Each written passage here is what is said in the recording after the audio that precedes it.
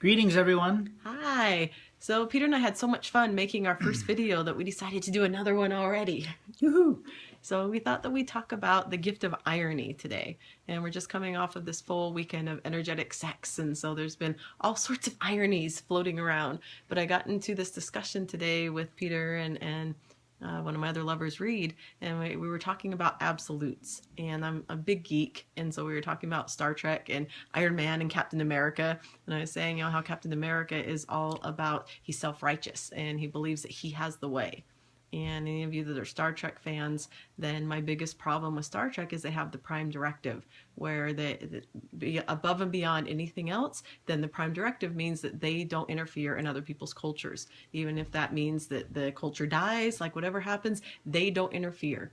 And so to me, it's all examples of absolute. And so I feel like anytime that there's an absolute position, if you think that you have the way, if you have the prime directive that you have to follow, if you have a rule that is always absolutely right at 100% of the time, to me that's an absolute, and it doesn't work. Like, I'm so about an emergent quality, so you have room and space for whatever is emerging to be there, and that works a lot better than absolutes.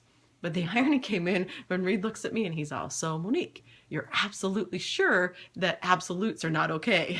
And I just start laughing. That's some irony there. Yeah. Go ahead.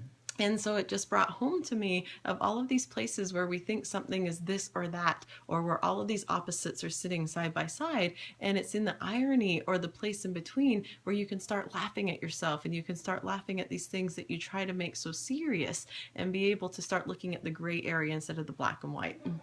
Personally, I think directives and platitudes are wonderful and are great guidelines to live your life by. But to not have any flexibility or malleability with those guidelines and just to follow them blindly, I think can create a lot more chaos than good for yourself. So there are certain times in anyone's life where there are powerful exceptions will arise, and you are faced with a decision. Do I hold to my platitude, or do I stray from it and do something? Be spontaneous and create something that might be better for the situation at hand. So to me, I feel like platitudes and directives, very important, but at the same time, sticking to them steadfastly is not a good idea. And so it's just being able to look at all of the space in between, so that then you're not stuck one way or the other way.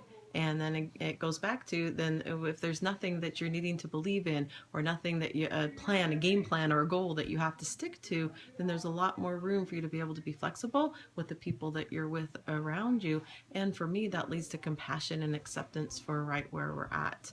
And I love being able to laugh at the irony and say, well, it's supposed to be this way, and even in saying something's supposed to be that way, then it's not including everything else, when really it's always.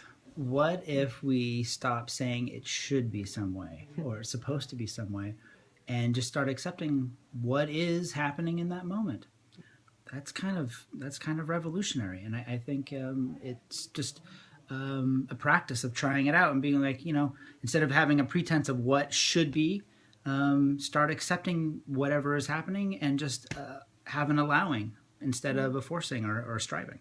And we're going to talk about jealousy a lot throughout the video series, I imagine, because it's something that I didn't think existed for me, and now it's come about. And so there's all kinds of ways that it flows into my life. But around this subject, then the irony or the ironic part is, because I've experienced jealousy, then now when I'm having moments with Peter or with other people in my life that don't include jealousy, then I can hold that as so precious and be able to not take it for granted, and really be able to celebrate, ooh, I really like watching Peter kiss somebody else, or have these experiences that before I would have just taken for granted because that's the way I am. And so for me, that's ultra ironic, is in having those jealousy and those vulnerable feelings have taught me to really, really appreciate the times that they're not coming up. And another important piece that we went over this weekend is allowing feelings to come up and feeling them fully, and not dissuading them or pushing them down. Or judging them. Right. The more you judge or you numb those feelings, the more those feelings and emotions stagnate and create more havoc and discord inside of your body and your mind.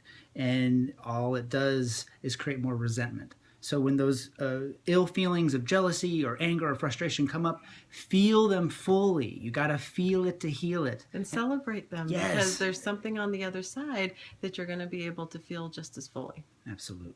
But we're at 5 minutes. Okay, so let's leave it wrap there. up. All right. And we'll be to be continued always. Okay. Till next time, guys. Bye.